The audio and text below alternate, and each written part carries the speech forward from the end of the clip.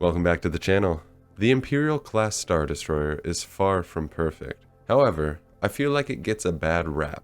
That's why today I'm discussing the top 3 strengths of an ISD, in my humble opinion, of course. The Imperial-class Star Destroyer was arguably the symbol of the Imperial military and the power of the Emperor.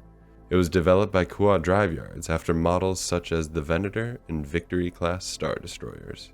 However, the ISD was a lot larger than the Republic's Venator. In fact, it was roughly 30% larger, which may not seem like a lot, but when we are talking vessels of this size, it's definitely a big jump. The Imperial class was 1,600 meters in length and 900 meters wide, which brings us to strength number 1, its size. The sheer size of this vessel is one reason why it's so powerful. The ISD is notably intimidating just by the angular design and its massive hull. That massive hull is heavily armored, and not only that, it had deflector shields that could withstand the heaviest of laser barrages. The sudden appearance of one of these vessels was enough to deter even the bravest of rebels or would-be anti-imperial insurgents. However, if someone would be brave enough to engage the Star Destroyer, they would be met with quite the firepower.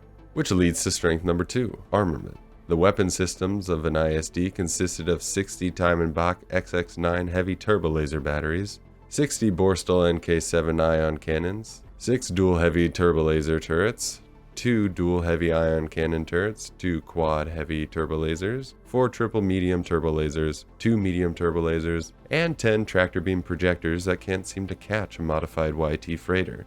That's a lot of firepower, especially when you compare it to the Venator-class Star Destroyer. The armament of this vessel could easily overwhelm the shields of any capital ship that would dare face off against it. Now I know, but how come the rebel strike forces engaging the Imperials above Scarif so easily defeated the 2 ISDs there? Well, for one, Imperial complacency. They really never thought someone would be bold enough to attack that Imperial installation. Therefore, the rebels were able to use the element of surprise to completely confuse and disrupt the Imperial Star Destroyers present.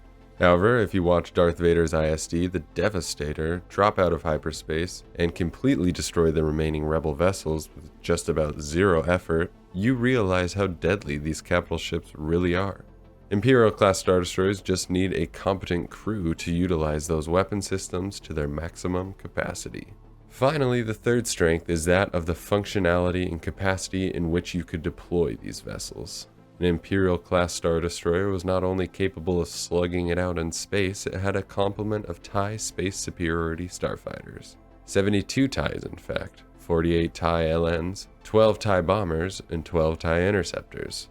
A lot of people like to throw shade at these starfighters, but they were more than capable of dealing with the few enemies the Empire had at the time of their creation. Of course, their weaknesses would become glaringly obvious when put against the Rebels' X-Wing. With an ISD, you could easily control the skies, but also the ground with their impressive complement of heavy armor. An Imperial-class Star Destroyer could hold 20 AT-ATs, 30 AT-STs, and AT-DPs, along with 15 Imperial troop transports. To round out the ground forces, you also had an entire legion of stormtroopers. That's 9,700 to be exact. So not only could an ISD rule the space of a planet, but it could easily control the planet side. These Star Destroyers were truly versatile in that they could be forward operating bases wherever the Emperor sent them.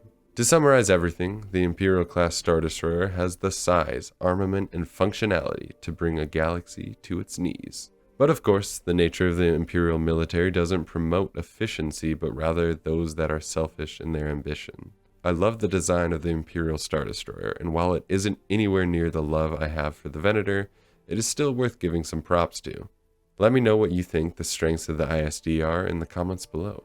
Like this video if you enjoyed it, I greatly appreciate it, and subscribe if you feel inclined. Have an amazing day, and may the Force be with you.